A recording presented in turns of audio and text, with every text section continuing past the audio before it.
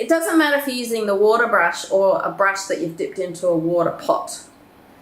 You've got to try and get a puddle on the paper that preferably is a little bit, I call it domey. You know, like if the paper's here, you want your water puddle to be a little bit puffy. Then you can push that flood frontier across the paper and you get a beautiful flooding of the watercolor paint onto the paper. You never treat it like acrylics or oils where you pick up paint on the brush and then you dab it on. It's not like that at all. You want to try and create a puddle that you flow across. With watercolor, you're always trying to push a puddle around. You're not dabbing paint on, you're pushing a puddle across the surface of the paper.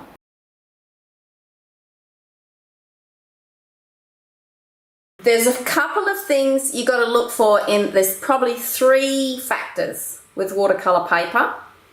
The first one is the weight. So 300 GSM is the heaviest one that I use. This is the Arches. It's acid free, excellent. And then 300 GSM weighs 140 pounds per square inch. So that's the weight of the paper. And so if you take a square meter or a square inch and you weigh it, that's the weight. So the weight of the paper tells you how thick the paper is. The thickness of the paper helps with if you load more colour into it, or water, I mean, you know, watercolour, so it's water really, being loaded onto the paper, it's got enough to soak into. And so you can get away with putting more big, deep puddles of colour on there and the paper doesn't buckle. It stays flat-ish. So heavier weight is great because you can really load on the juice and the paper doesn't go, oh no, I'm going to buckle and ripple. That's one reason why I like the heavier weight. If you use the thinner weight paper, you get more buckling as it dries. And also it doesn't soak in as much water, so sometimes you can have a puddle sitting on top of the paper and then it can go sideways and cause a runback or a cauliflower, which is uncool.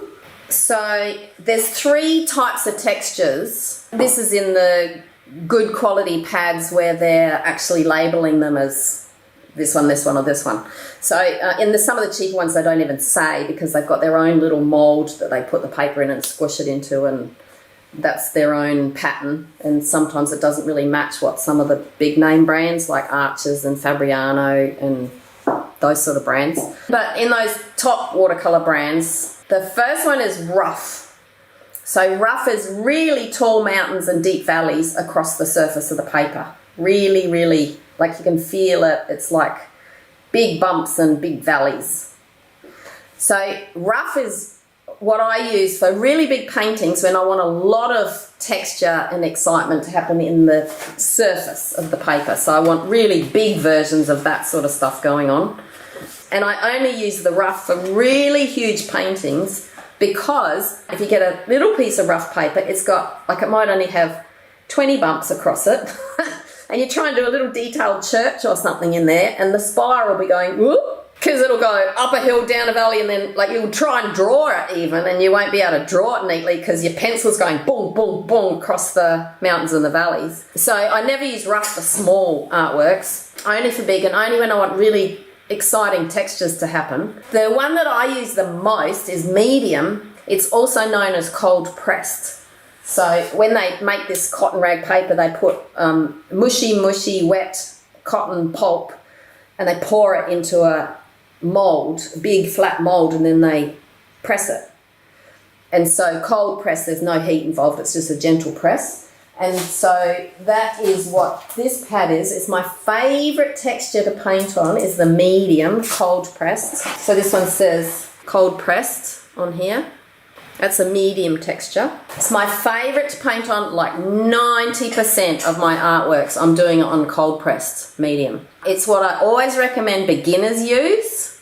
It's really forgiving. You can paint little paintings on it, no problem. You get a nice, it evens out the water nicely because the water can sort of fall into the valleys, and so instead of having a big puffy puddle, it sort of goes whoop, across all of the mountains and sits in the valleys, and it spreads itself out really nicely, so that prevents watermarks. really forgiving for beginners to use because you can also draw it up. It's nice for small paintings as well as big paintings. So these are the 3 factors. So you can get thin, medium press, medium cold press. You could get 300 GSM. You can even shell out for 600 GSM, but I only ever do that if it's really serious and I'm feeling very cocky and confident and I want to do something big and it needs to be really like card. It costs a lot, so it's ridiculous. So I very rarely, I did it once. I bought a 600 GSM once, but then I felt all nervous because I knew how much it would cost. And then I went, oh my God, what if it doesn't work? I've wasted my,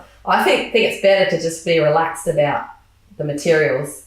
If you're putting too much money or effort into preparing a sheet, then you start to get scared that if things go wrong, you'll be too sad. So the third texture is called smooth or hot pressed. So hot pressed is they still press it into the mold, but it's a smoother mold, but they also use heat to really squish it flat. Smooth or hot pressed is really tricky for beginners. If any of those pads are very smooth in the texture, you'll probably get lots of runbacks and cauliflowers.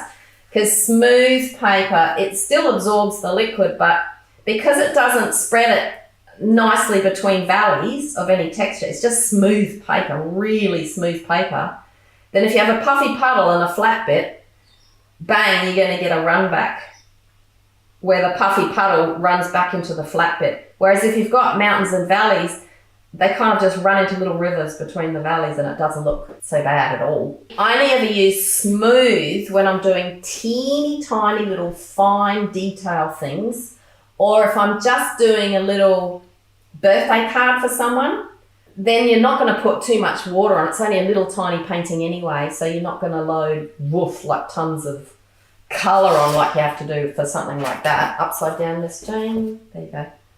So if you're doing inking over a watercolour and it's small, hot press is really good, the smooth, because your pen doesn't bump around.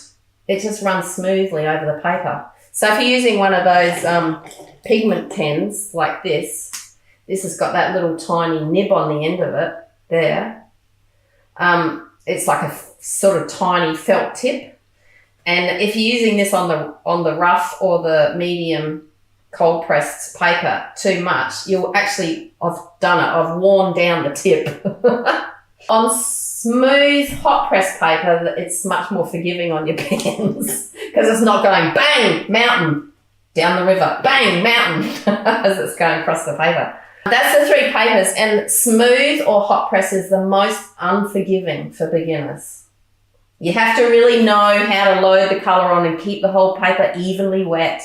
Don't let some areas get wetter than other areas because you know that's going to dry first and that's going to stay wet. And really smooth can sometimes act a little bit like wood polish.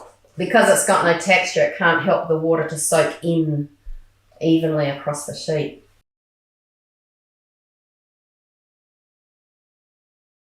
So first of all, to lift off, this is an example. This is all part of your learning. It's all adding to your skill set. I want pure clean water. So clean and dry because, you know, the colours sink down to the bottom. We know we've used non-staining colours. I think Areolin's non-staining. We'll find out. But definitely French ultramarine blue will lift off nicely and so will cobalt. So what you do is you go, I'm going to carve up to that edge there. Just, you have to have a nice clean dry tissue, damp brush, and you just start scrubbing. But this is fussing. This is what I don't want to do. I don't want to fuss. We want to have a real nice loosey-goosey painting. So I'm stabbing the tips of the brush into there. One problem with doing this is you can end up lifting off too much of the sizing that's on the paper. So that can cause problems later on. And you start to see sort of rough paper where you lay down new paint. So you don't want to do too much of this scrubbing thing. I'll do it on this shoulder as well. Don't rub too much of the tissue, just dab if you're going to be painting over it later. We're just trying to just scrub out the excess colour that's on the surface here. French ultramarine is usually pretty good at lifting up. Cobalt is the easiest to lift up. Cobalt's lovely. It lifts straight off the paper. But can you see that? That's much paler now.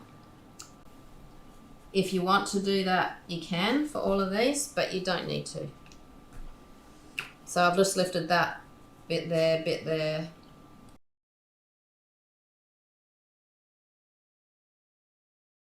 The wings are a bit pale.